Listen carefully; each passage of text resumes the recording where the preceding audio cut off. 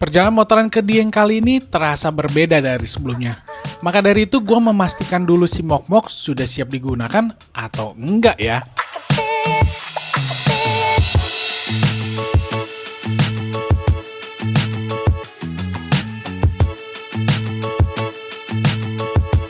Sebelum kita berangkat ke Dieng, bentar. Kalian udah tahu belum sih kalau gue ke Dieng? Kayaknya belum tahu ya.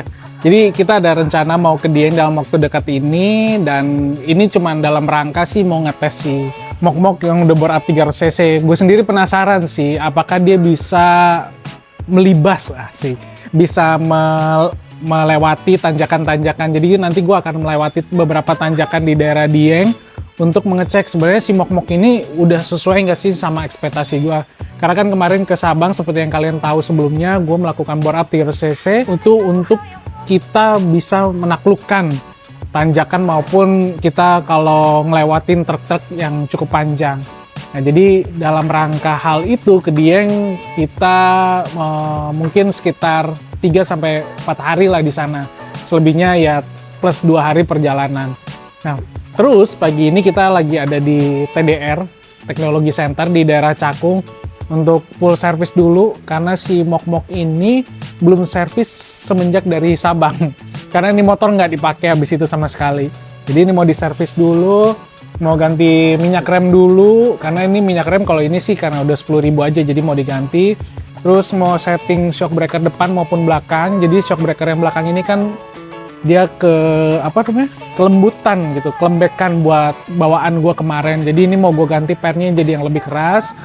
Selain itu paling pergantian oli-oli aja sih, pergantian oli sama servis mesin, servis CVT. Oh iya, CVT mau gue turunin rollernya jadi 14 sama per CVT-nya jadi 15 lagi.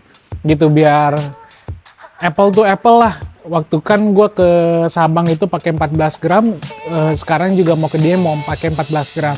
Rencana juga mau dyno sih nanti di akhir konten Dieng ini gitu. Tapi nanti kita lihat lah ya ketersediaan mesin dynonya kapan, jadi kita nyesuaiin waktu aja. Sementara seperti itu, kita nunggu slot dulu untuk masuk si mok-mok sembari kita lihat-lihat di dalam. Let's go!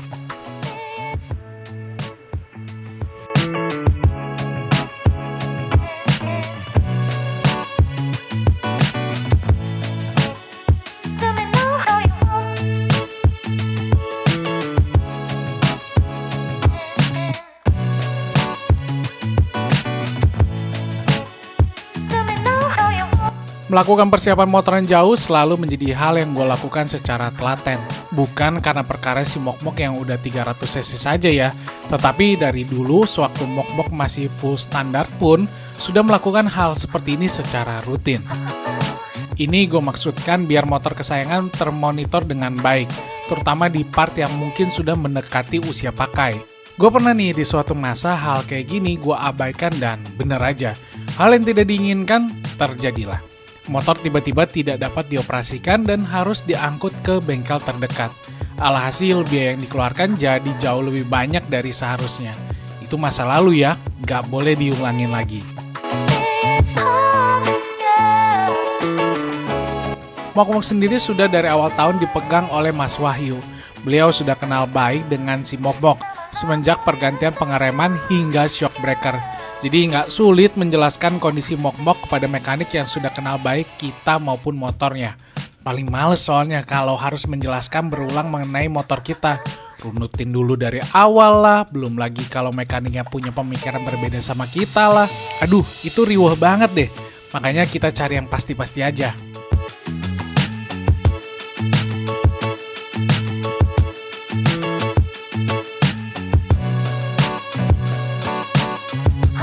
Ternyata CVT ada yang harus diganti, yaitu seal sliding shift-nya. Harga partnya mah murah ini, tapi kata Mas Wahyu, untung ini ketahuan cepat, soalnya bisa bikin tarikan CVT kurang maksimal. Hal sepele tapi mempengaruhi experience kita nanti motoran. CVT sendiri juga jadi elemen penting buat kita nanti nanjak-nanjak ke Dieng. Karena dengan CVT yang sehat, apa sih, kayak makanan aja. Tapi seriusan, CVT yang sehat memaksimalkan tenaga yang tersalurkan dari mesin ke roda. Jangan sampai mesin udah maksimal nih ngeluarin kekuatannya, malah terasa loyo perkara CVT-nya kurang memadai. Selain membersihkan CVT, seperti yang gue bilang di awal, gue mengubah racikan kirian dari roller 16 gram jadi 14 gram, lalu per CVT 18% menjadi 15%. Lebih ringan nih, biar tarikan makin mantap jiwa dong. Oh iya, gue sih nggak menyarankan kalian ngikutin racikan gue ya, karena racikan ini bener-bener subjektif banget. Tapi kalau mau ikutin ya silakan aja deh. Selain cek mesin juga CVT, jangan lupa untuk atur ulang shock breaker baik yang depan maupun belakang. Setelah ada beberapa catatan yang gue dapat dari Sabang lalu, gue ganti pennya yang lebih keras agar tidak mentok. Lalu setting ulang preloadnya maupun ribonnya sesuai dengan bobot estimasi ketika nanti dipakai ke Dieng. Terakhir kita ganti minyak rem dong, biar sistem pengereman bisa bekerja maksimal.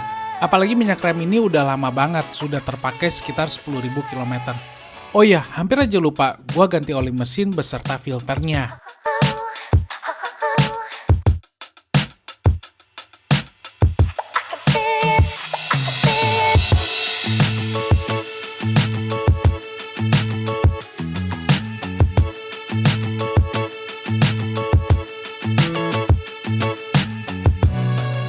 Nah, Mas Wahyu, tadi servis mok-mok itu atau motor saya itu ada apa aja kalau boleh dikasih tahu ke teman-teman? Tadi servis ringan. Servis Iya, ringan. meliputi pembersihan throttle body, CVT, infus, sama cek kampas depan belakang, kampas depan belakang, sama kuras minyak rem tadi. kuras minyak Iya, rem. setting shock satu lagi. Setting shock, oh iya bener-bener. Setting shock. Nah, Mas, kan aku kemarin pakai dia ke Sabang nih. Mesin bore up-nya berarti udah kepake sekitar 3.000-an kilometer. Nah, tadi ada menemukan masalah nggak sih waktu dicek? Kan kalau saya sebagai pemakai, rasanya enak-enak aja ya, gitu. Tadi aman sih bore up-nya. Cuman ada kendala di filter oli sama filter udara, kotor banget. Filter oli, filter udara, oh yang tadi yang diganti jadi punya RPD ya? Iya, sama itu seal sliding shift pecah. Oh, yang apa namanya? Seal sliding shift. Oh, sliding shift. Iya. Sliding shift, oke. Pecah ya. Kalau itu bukan karena mesin bore up-nya ya? Bukan. Bukan, tapi karena memang itu masalah di CVT aja ya? Iya. Nah, Mas, ini kan aku mau ke Dieng nih sebentar lagi. Nah, kira-kira ada nggak sih hal-hal yang kalau kita mau touring gitu, yang perlu dipersiapkan, terutama buat mesin bore up sih? Iya. Ya paling pergantian oli. Pergantian oli aja ya? Masih tetap sama, pergantian olinya 1.500 sampai 2.000. max 2.000 ya? Terus kalau ininya, speknya masih ikut bawaan yang punya brand aja? Iya. Kalau Yamaha tuh 540 ya kalau nggak salah? Iya, 1040 boleh, 1030 boleh ya? Iya. Oke. Nah, Mas, tadi kan kita setting shock breaker juga tuh. Saya kan pakai yang ISS yang depan, yang kit, sama yang belakang tuh, yang G Sports Mode. Nah, itu sebenarnya kalau kita nggak jago-jago banget nyeting atau kita nggak rajin setting itu shock, apa sih efeknya, Mas? Efeknya shock cepat rusak. Cepat rusak. Karena apa? Kan beban pengendara beda-beda, ngaruh juga. Ngaruh Beban ke pengendara settingan. beda-beda. Jadi kayak misalnya resep buat saya belum tentu sama buat orang lain ya? Betul. Oke, kecuali beratnya sama dan bobotnya sama. Iya. Oke, nah tapi kalau setelah setting di jalan tuh apa sih yang perlu kita sesuaikan? Apakah cuman reboundnya aja atau preloadnya juga butuh kita sesuaiin? Kalau preload biasanya disetel di kita ya, ada ininya, ada hitungannya lagi. Paling Hitungannya. yang cukup dirubah rebound. Reboundnya aja ya? Berarti hal yang kecil lah ya, yang klik-klik itu Iya, ya? yang bunyi klik-klik. Ya, yang 30, total 30 klik lah ya? 30, benar. 15 netal. Oke, siap. Mas Wahyu, terima kasih atas Siap. waktunya. Dan terima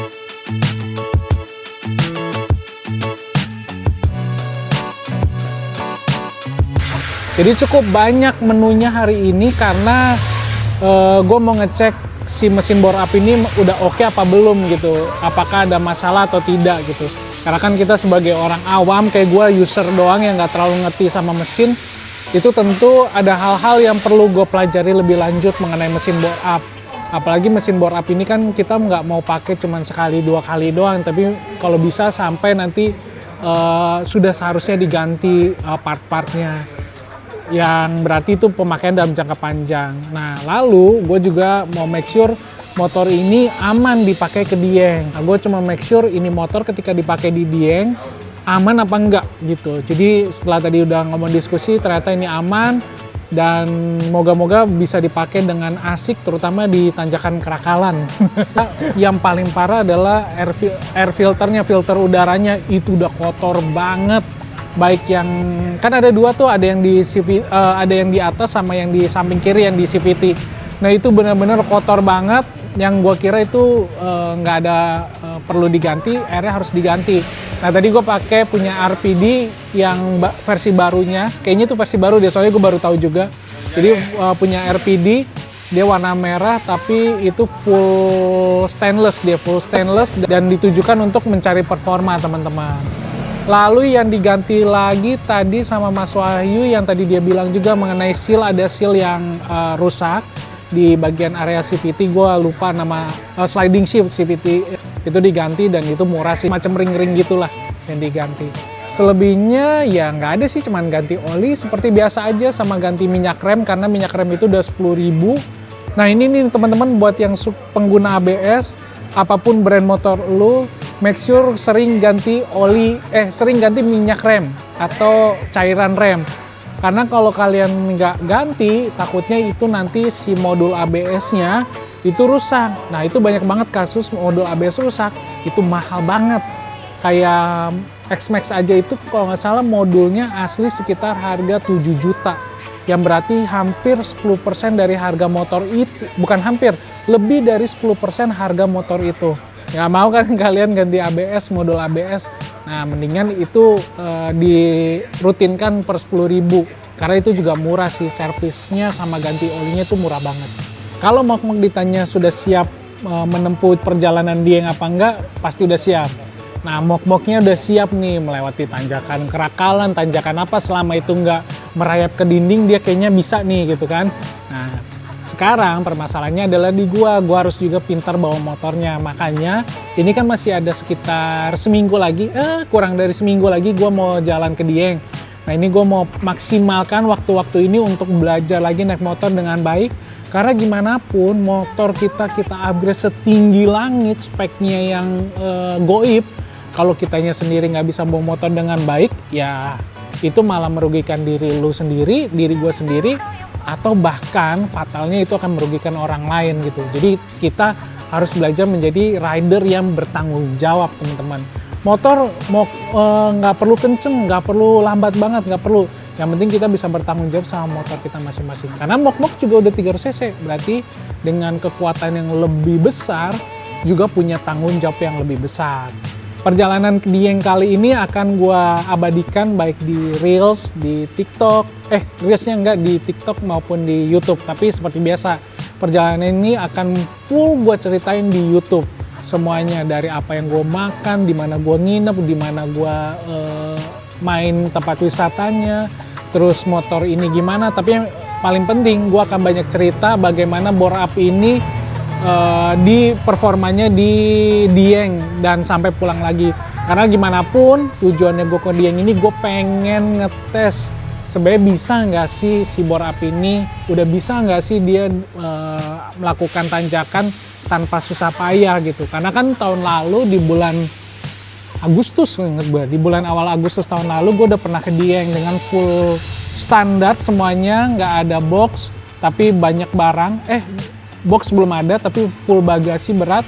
Nah itu lewat Wonosobo aja itu udah ngos-ngosan. Nah sekarang gue mau coba ini motor bore up ke tanjakan-tanjakan yang wadidaw kacau dengan full bagasi pakai box aluminium. Ini jadi perjalanan yang bakal seru banget menurut gue.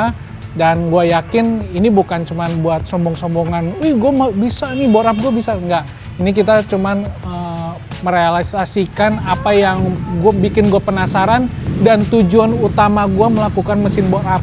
Karena balik lagi gue melakukan bore up mesinnya si Mok ini bukan nyari top speed, walaupun pasti dapet top speednya gitu. Karena udah naik kan, tadi kalian lihat di dyno naik jadi 27. Lebih tertarik bore up ini adalah bagaimana dia dipakai oleh orang awam kayak gue. Kan tanjakan yang sekiranya itu banyak banget di Indonesia, terutama di Pulau Jawa. Selain itu juga kebutuhan gue kan untuk gimana nih nyalip di Pantura, karena kan Pantura banyak truk-truk yang gede, yang lambat jalannya. Nah ini gimana performanya. Hari ini, keseharian ini di TDR yang gue kira cuma 3 jam ternyata hampir 1 hari, hampir setengah hari. Nah makanya ini banyak banget persiapannya, pasti bakal seru banget perjalanan. Tunggu ya keseruan gue main ke Dieng bersama si Mok-Mok di cerita edisi Mok-Mok 300cc. Siapa tahu ada hal menarik selama perjalanan dan di sekitaran Diengnya yang perlu kalian catat buat referensi kalian ke depannya. Jadi kapan nih kalian motoran? Masa rebahan mulu?